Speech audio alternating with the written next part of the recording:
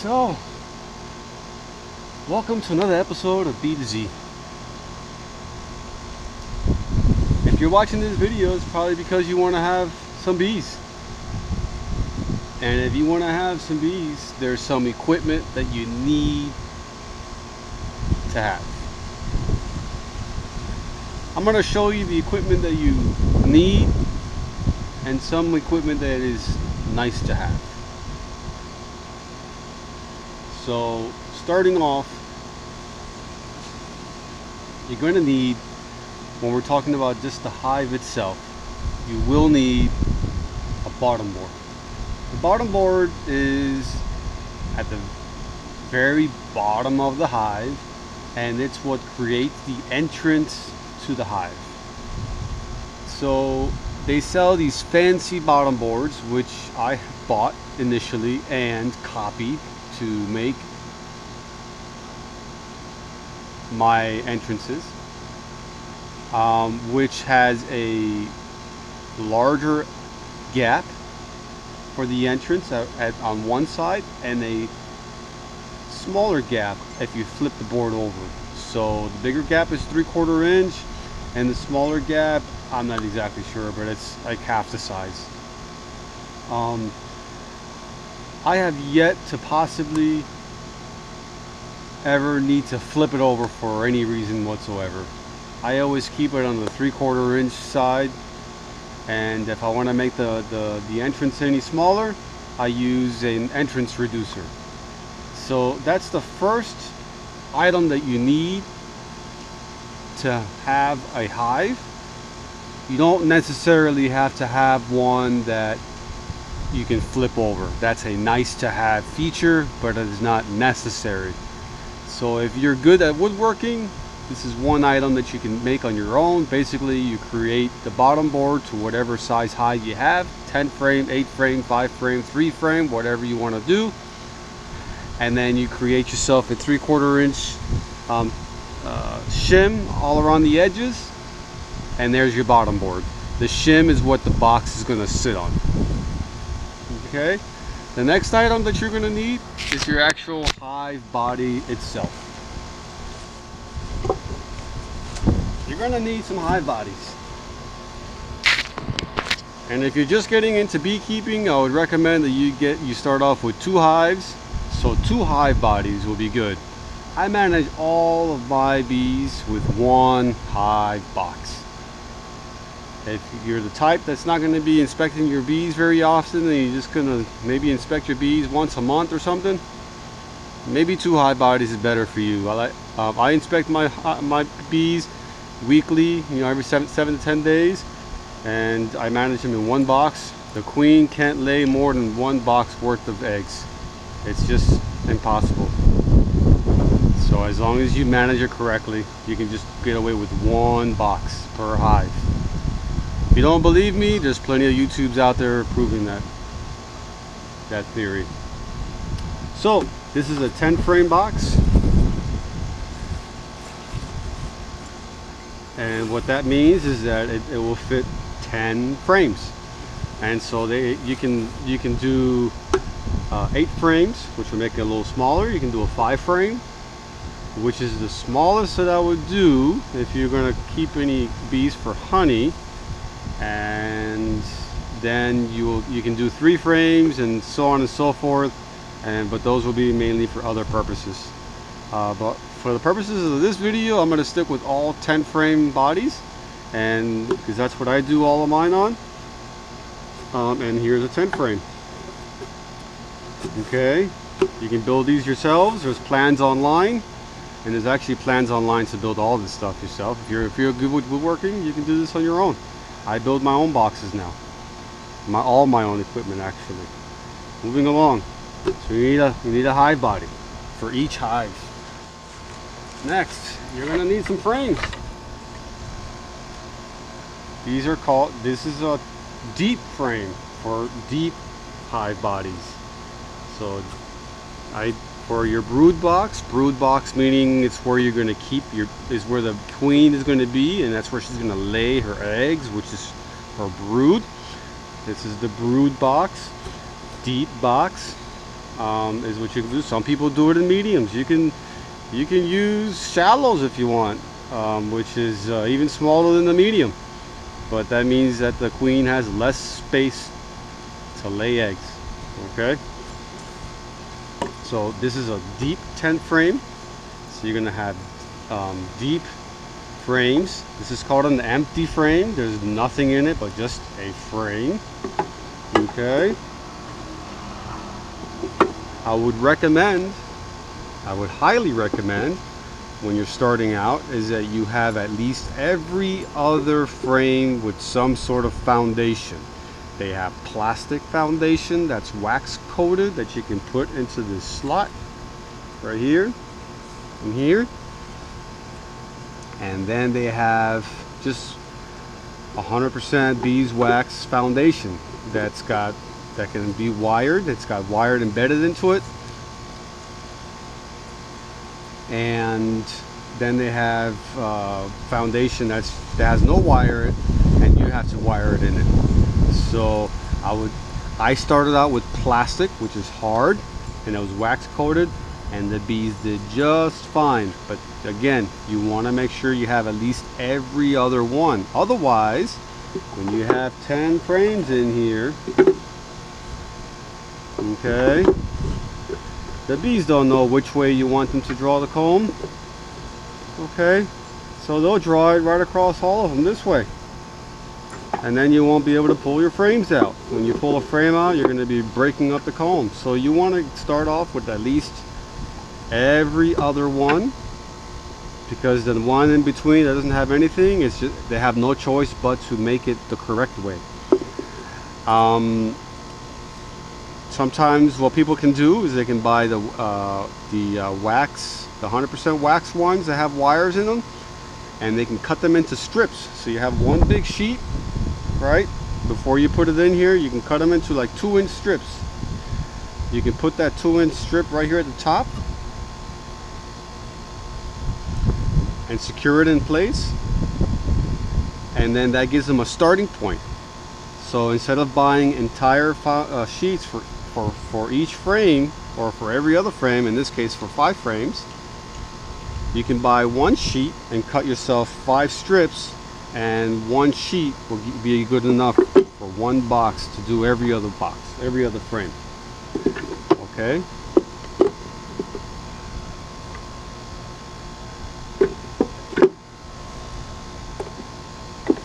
After you get your frames in,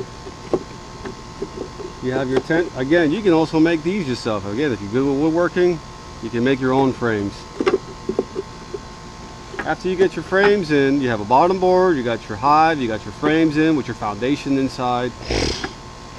The next step that you're going to want to, the next piece that you need is a queen excluder. I run all my hives with queen excluders. This keeps the queen, guess what, below the queen excluder. So when you're inspecting your hives, it makes it a lot easier to inspect, because you know the queen will be below the queen excluder. She's not going to be in any of the honey supers. Anything that's above the brood box is called a super. Doesn't matter if it's a deep box, a medium box, shallow box. Anything above the brood box is going to be called a super. Some people swear that queen excluders are terribly bad for colonies. I use them. So that gives you that answer. And there are many commercial beekeepers that use them exclusively as well. So queen excluder, they have metal ones, they have plastic ones. The plastic ones warp over time. The metal ones do not. They stay nice and straight. There's no gaps. Okay, so you want a queen excluder. On top of your queen excluders is when you're going to do your honey supers above that. Here's a honey super. This is a medium. Okay, a medium. Unless if you're a superman, or you're going to be using some sort of hydraulic lift of some sort, you don't want to be using deeps as honey supers. Deeps for brood is okay. They're not full of honey. They're just full of eggs, some pollen and some honey, and they're okay to lift entire boxes if you need to. You rarely really lift up an entire box, but on the occasion when you do, like when you're checking for swarms, cleaning your bottom board, etc., etc., you got to lift the brood box, and they're nowhere near as heavy, unless if you have an unordinary amount of honey inside your brood box when it doesn't need to be there. So, and again, that comes down to managing one box, one brood box colony, and that's a whole nother episode there. So back to your honey super. So this is a medium. This medium box, when it's heavy, you're talking somewhere around 60-70 pounds. It's still heavy, but it's manageable. These guys, I'd say, at least it feels to me like 100 pounds. And I'm a young guy, but still, it's not fun lifting up 100 pounds, especially with these little small little handles here. So mediums are good. And here's what foundation looks like. If you have no idea what a foundation, this is plastic foundation. And so when you get your honey super, you're gonna need you're gonna need your frames that match the size of the box. In this case, this is a medium. This is a deep. So it's just a couple inches smaller. Okay. This is empty. This is foundation. This is foundation wax coated. Okay. Now, on your honey supers, if you're going to use an extracting machine, I would highly recommend that you use some foundation. Otherwise, when you spin your honey out of it, a lot of times, especially with very new comb, the comb will just basically blow out of the frame, and you're going to lose all that comb. And it takes about 8 pounds of honey to make 1 pound of honey, 1 pound of wax or comb. So the bees, it's going to take them a lot of energy, a lot of resources to rebuild this comb out. So if part of your reason to getting into the beekeeping is for the beeswax, then sure, why not? Then just go ahead and tear out the comb. Just remember that it's going to take them that much longer to make that comb to fill it with honey. Okay. After you have your honey super, I would recommend at least 3 honey supers. So triple up on these guys. When the honey flow comes in, when the nectar flow is flowing, you want to have a place for the bees to put them on it. So to put it in. So you're going to have one box. When they start filling this up and it's say 80% full or 70% full, you know, like 1, 2, 3, 4, 5, 6, 7 frames are full. You don't want to wait till it's completely full. Go ahead and throw on another box on top. You don't want them to think that they're running out of space. And then when that second box is about 70% full as well, go ahead and throw on another box. I put my newer boxes towards the bottom, so I'll remove this one, put the new box on top right on top of the eggs, and then put the new box, and then put the older ones that have more honey on top. This way they got less distance to travel to put in the honey into that new box. Okay, after you got 3 honey supers for each hive, the next piece that you're gonna need is a cover. Okay, you don't want rain, they like to be in the darkness. Bees like to be dark. They like it all nice and sealed. They don't like gaps. You'll notice that when you're taking your hives apart, that they will propolize all the edges. When it's a nice, healthy, strong hive, they'll seal up everything. They'll seal up the top to the here. They'll seal up the queen excluder to the boxes, and they'll even seal up each individual frame to the boxes inside as well. And the propolis is what they call the bee glue. Okay. Some people like to use an inner cover, which goes in between the top box and the cover. This is one inner cover here. It's got a little oval shape there, and you put it on top. There's going to be two sides to the inner cover. There is a side that's got a little bit more of a gap than the other side. The thin side goes down. You put too much, if you put too much space, if you give the bees too much space or enough space to build comb, they will build the comb. So you have to leave the thin side down, which does not give them enough space to build comb. Sometimes they do anyways. And that's next. There are different variants of this inner cover that have some with notches that will create like a top entrance. There's some with multiple notches, and there's another one that I sometimes use in my area.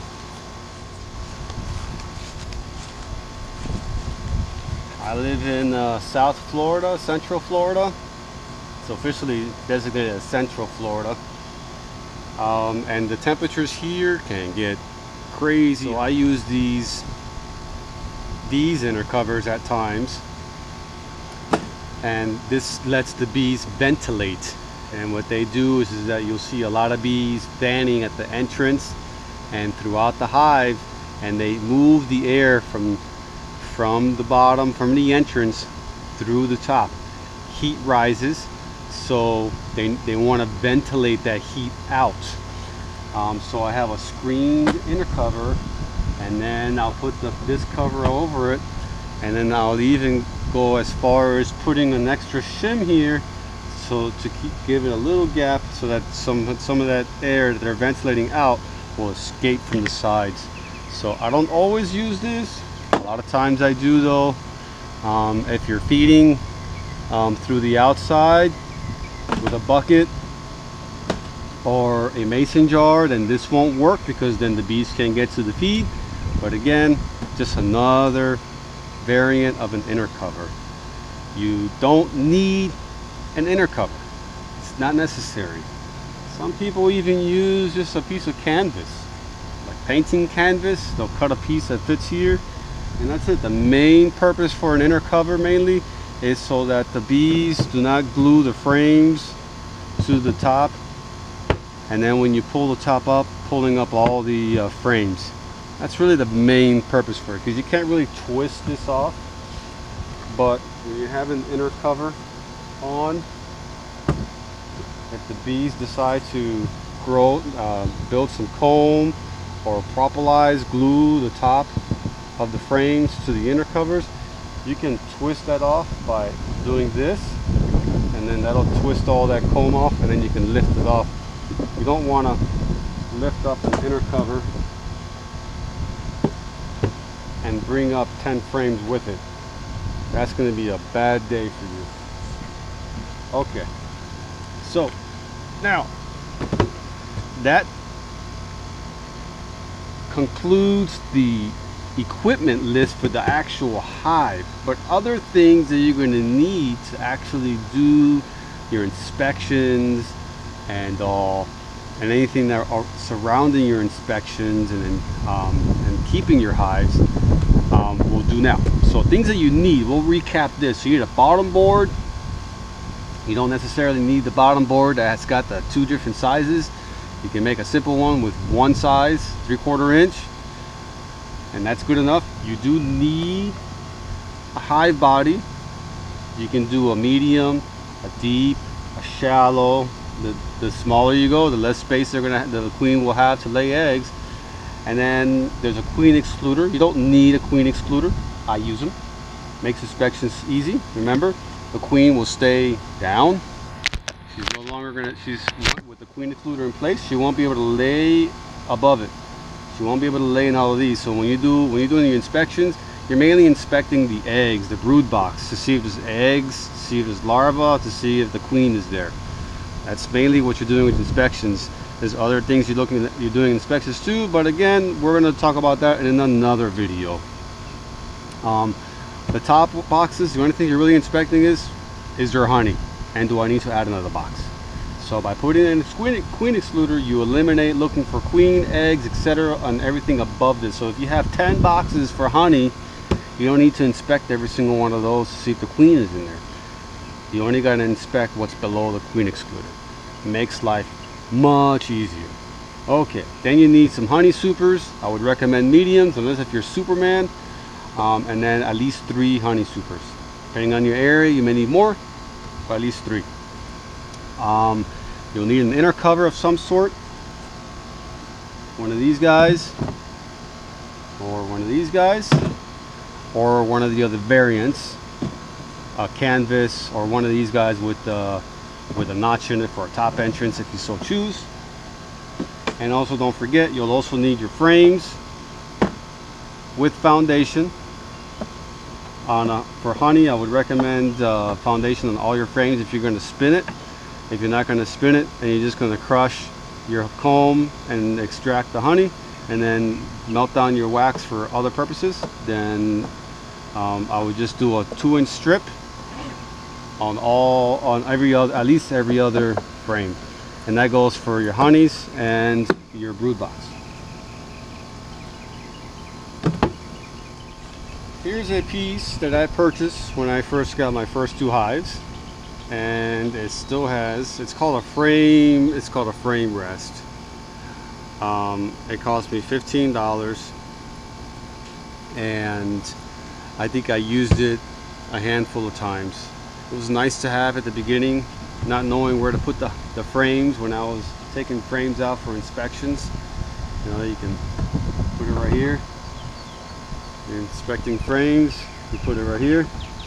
It's a nice place to put your frames as you're inspecting. But what I do is that I just grab a frame and I just lean it like that. Some people frown on the fact that you're leaning a frame on the floor, but that's the way I do it. And if you watch other commercial beekeepers, that's what they'll do as well. And if they're doing it and mass producing honey that way, then it must be working. This is just another part that I got to bring with me and carry around and remember to use. So it's a lot easier not to have this in place for me, in my opinion. This may work for you. Again, you don't need this. It's nice to have though. Here's an entrance reducer. This is one that's commercially available. It's a 3/4 inch by 3/4 inch piece of wood that's the size of your entrance. Okay, and basically this is your entrance here, and it goes over here. This will be covered like this. You have a little small entrance like this, and they can't get anywhere else. It's reduced. It's called an entrance reducer. You can flip it around like this, and now there's a big slot that they can go in and out of. Or you can remove it all together, and then they have the entire length of the box to go in and out of. This is a commercially available one. It probably costs a few bucks. And this is my version. I grab a scrap piece of wood, stick it inside the in front of the entrance reducer. I mean, in front of the entrance, and there goes my entrance reducer. Since I build my own boxes and I do other woodworking stuff around the house, I have different types of scraps of different lengths. And if you look in the background on my beehive, you'll see a couple of the beehives that have different size entrance reducers. You just put it in front.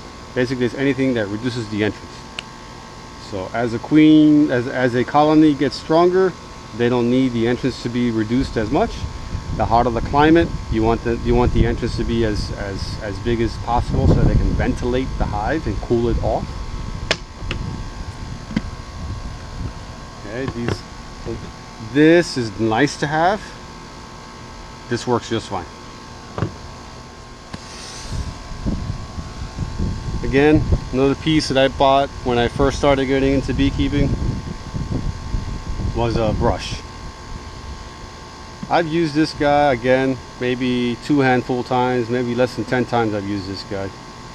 The majority of the time when I want the bees off of a frame, I shake a frame. I just shake them off. Very easy to shake all the bees off of a frame. You grab a frame by their ears. These are called the ears. Here and here, you grab a frame by the ears, and you put your thumbs on top. You give it a jolt down, a real sharp jolt down, and you can have, you know, 1,000 bees on these frames, and every single one, like 95% of them will be off at the first shake. You give it another couple more shakes, and then the rest of them will be off. If you just want to move a few bees out of the way, you know, some people will grab the brush and they'll brush a little bit out of the way. You can just slowly blow like you're blowing a candle. Just blow the bees. Give them a little blow, and they'll move out from where you were blowing. So again, this is nice to have, not necessary at all. The next important thing that you need to have is a hive tool of some sort. So this is a hive tool. I've sanded and polished off all the paint from it. It used to be red, and you use this to separate the frames from each other, lift frames up from out of the box.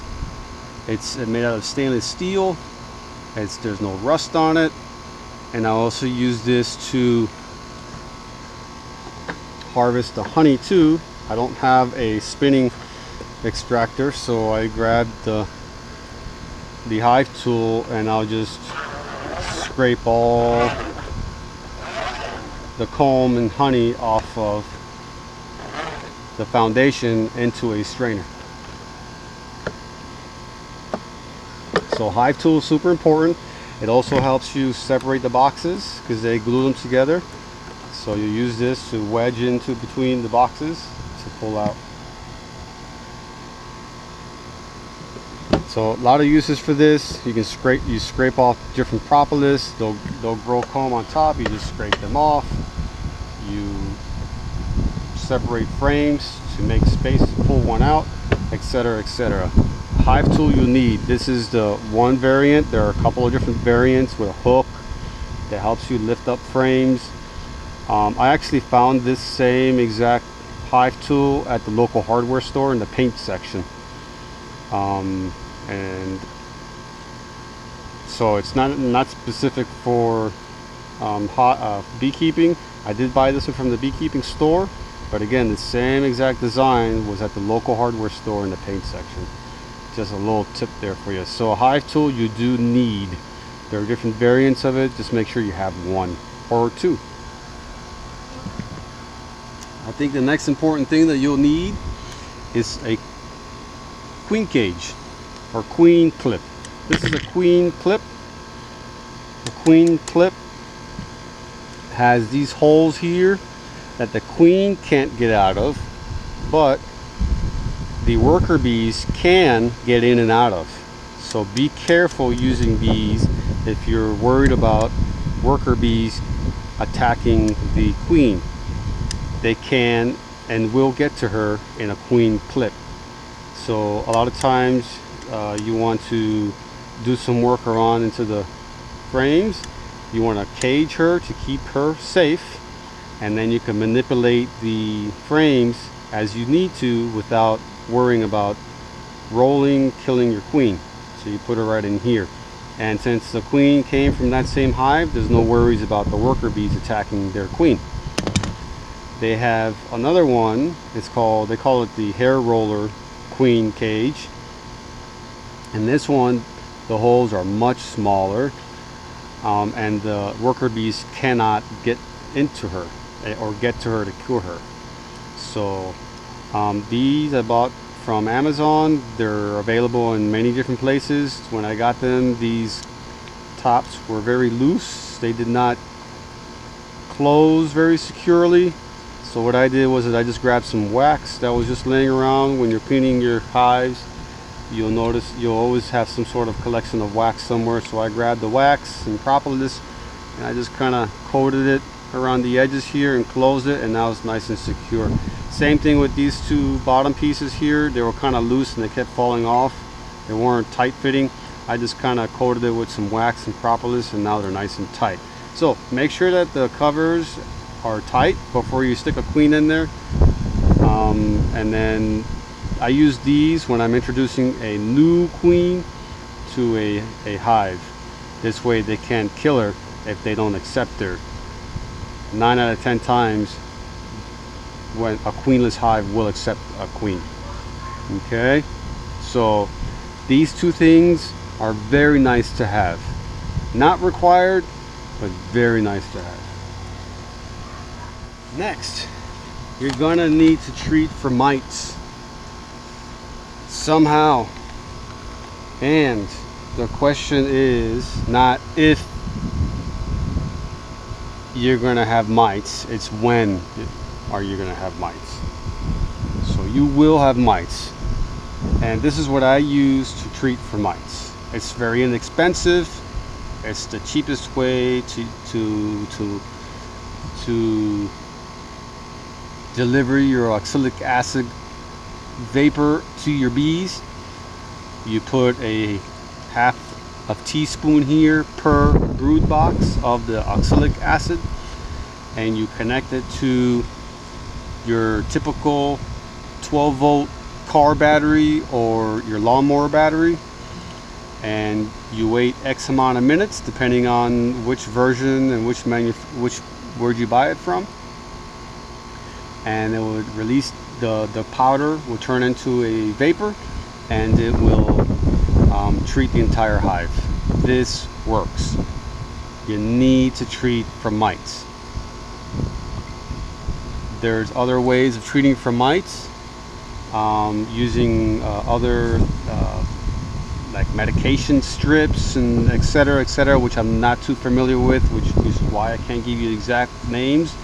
But if you're not interested in the oxalic acid vaporizer treatment for mites, you can do a search on Google for mite treatments, and you'll get a whole list of ways to treat for your mites. This is the oxalic acid. It comes from Amazon. It actually comes from Florida Laboratories, and this is a 5-pound bag, which will probably last me forever. It probably cost me, I can't even remember, but it was cheap enough to buy a 5-pound bag. I mean, when I say cheap, I mean I think it's less than $20.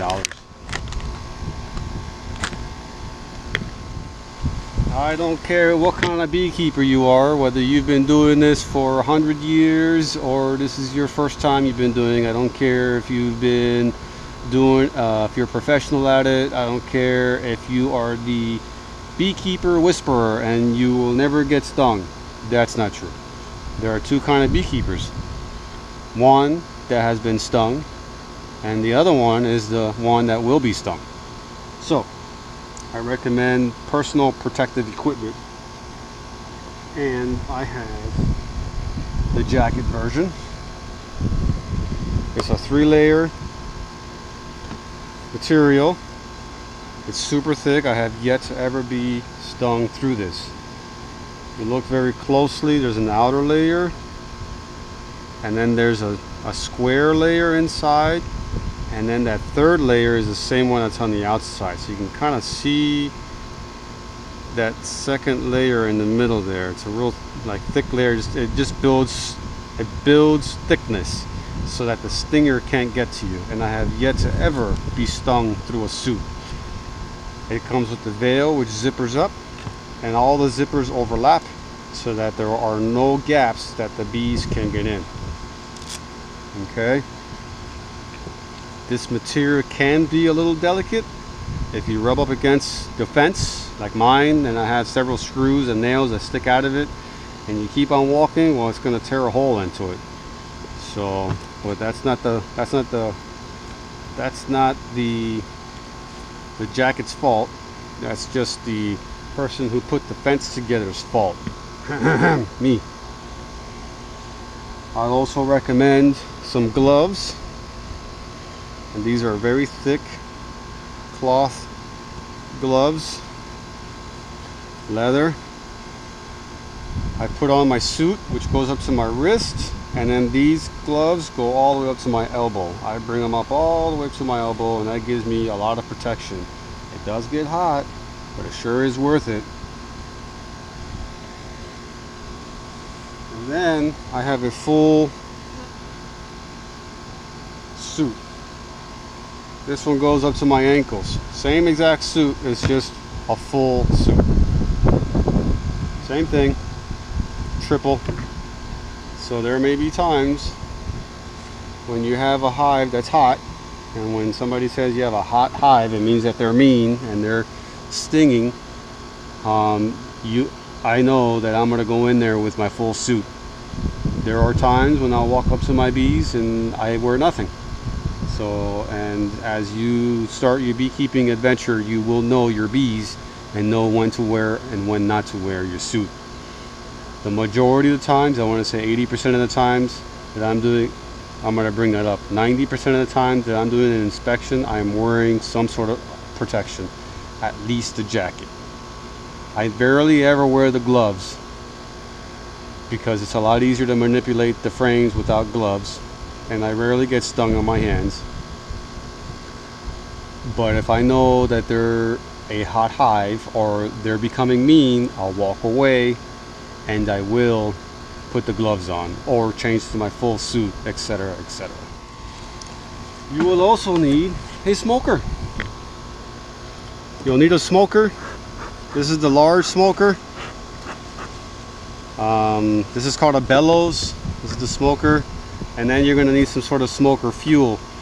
My number one go-to smoker fuel is pine needles. I have one pine tree in my yard and it dumps loads of pine needles all year long, and that's what I use. So I keep a bucket in my shed topped off with pine needles and other dry vegetation from around the yard. I have coconut trees around my yard as well, and the leaves, when they get dry and brown, those burn as well. They smoke well too. And then the coconut trees has this like stuff that grows like mesh. It kind of grows around the trunk of the tree that peels off. That smokes very well too. Dried grass works well. If you have hay, that works well too.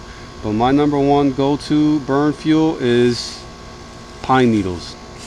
So you'll need your smoker. This is something you will need. You can inspect your hives without a smoker, but if you don't have a smoker and your hive gets mean, you know that saying, it's better to have and not need it than to need it and not have it. So I always keep my smoker lit and ready to go, and I do usually give us a little 1 or 2 puffs of smoke in the entrance to let them know that I'm going to go in. And then I don't normally use it anymore after that, unless if I need to move them out the way for whatever reason. You'll need a lighter or a torch of some sort to light your smoker. Check out my video on how to light your smoker, and you can see how easy it is to light a smoker. It isn't rocket science. Okay? I'm sure there are many other things that you can buy to add to your hive and your equipment list, and etc., etc., but that goes way beyond the scope of this video. If you have any questions, go ahead and post them down below and I'll go ahead and help you out. I enjoy helping people get into beekeeping. We need more beekeepers out there. If you like the video, please subscribe. That is what gets me making these videos. When I know I have subscribers adding on, that tells me that they're enjoying what they're watching, and it makes me want to make more videos for you guys.